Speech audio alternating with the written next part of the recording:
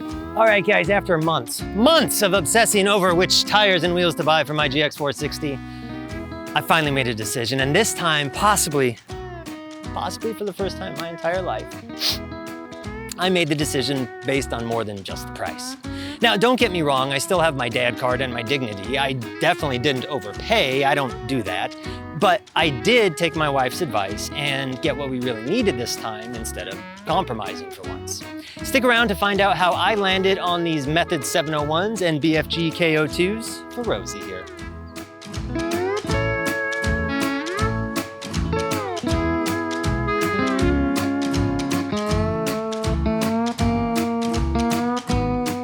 Welcome back to the channel and the continuation of the poor man's Land Cruiser build on my GX460 here. As you can see, I left her in all of her trail sweat and glory, so you can see these sexy off-road tires and wheels in their natural state. When we got the GX460 here, we wanted to add a bit more off-road capability, and tires and wheels were high on the list.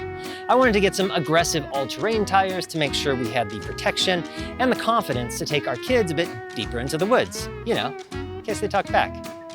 Now, if you like that slightly edgy dad joke and generally enjoy watching me denigrate myself, make sure you hit subscribe, which is down there somewhere. So first off, this video is going to focus on the stuff you need to consider when buying off-road tires and wheels for the trail, while talking specifically about the GX460 and what it can accommodate. The first thing you need to figure out is the wheel, since the tires will depend on your choices there. The most important measurement to pay attention to is going to be the rim diameter, width, and the offset. Backspacing is just an outdated way of measuring offset, so we won't worry about that. The diameter and the offset are critical to get right if you don't want to ruin your tires, suspension, pride. Now, thankfully, the internet is full of helpful advice like this article, which was the second ranked Google result for how to pick off-road tires and wheels. It reads, "Don't let them fool you. Size does matter. You want bigger because bigger is better." Well, that was helpful. That truck's not a mall crawler. That's just practical off-road transportation. The truth is that for off-road performance and comfort, you generally want a bigger tire, but the smallest rim that you can fit. The smaller the rim diameter, the larger the air volume relative to the tire's overall size. More air, more cushion. That's complaining from the peanut gallery when you're chewing through washboard at 45 miles an hour. On the GX here, the smallest rim diameter that will fit over the brakes is a 17-inch, and that's what most people run when they replace their factory 18 or 20-inch rims. Beyond the rim's diameter is where it gets a bit tricky. To figure out what will fit your specific vehicle, you need to understand the wheel width and offset relative to the original factory wheels and tolerances. The offset is the measurement between where your wheel mounts to the hub and the true center of the wheel. Increasing the offset pushes the wheels into the wheel wells, while decreasing it pushes them out towards the roadside, making it angrier looking, like this guy. Since the measurement is relative to the center line, the numbers come in positive or negative depending on which side of the center line they fall on. Confused yet? Me too.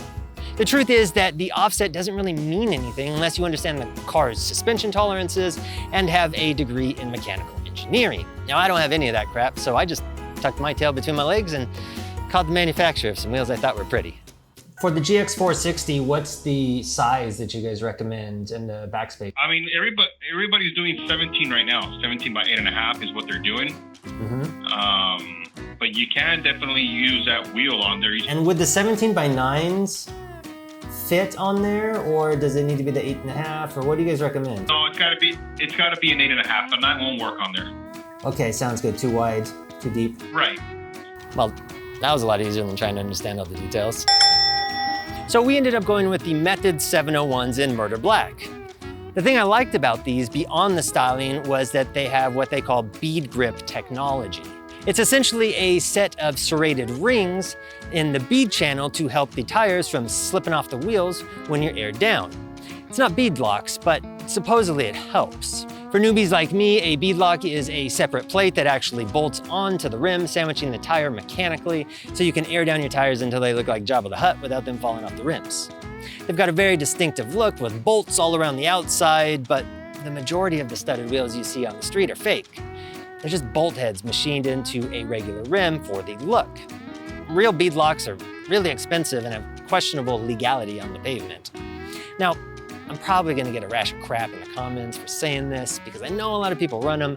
And I think that simulated bead locks look like the studs in a carny's face, and they're probably about as functional. I'm pausing here to absorb the hate. Give it to me. Now, once the rims are sorted out, it's time to turn to tires, which come in more options than a Sonic drive-in menu.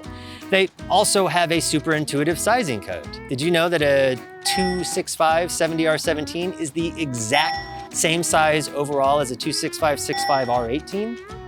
Neither did I, because the way they measure tire sizes is stupid. The overall size is the most important thing to consider, but you've also got load rating, ply count, on-road and off-road performance, tread life warranties to look at in addition to the more subjective stuff like tread pattern and looks. It can be kind of overwhelming to a type A-hole like this guy. Thankfully, when it comes to the GX460s and 470s, there is a database maintained by the GX Off-Road project, which you can find in the links below. The database lists tires and wheel combinations that various people have reported using and what they had to do as far as modifications, if anything, to make it work. The GX460 supposedly can take up to a 265 70R17 without any modifications, or a 285 70R17 with a body mount chop, but no lift. Any bigger than that, and you gotta put a lift on. When I went to Discount Tire to get the tires and wheels, I rolled some 285s out, but they looked like a pretty tight fit without a lift, so I went with the 265s, and they still rubbed. A lot. But it did fit in the spare tire location, which was a bit surprising considering I have a factory tow hitch, which limits the space a bit.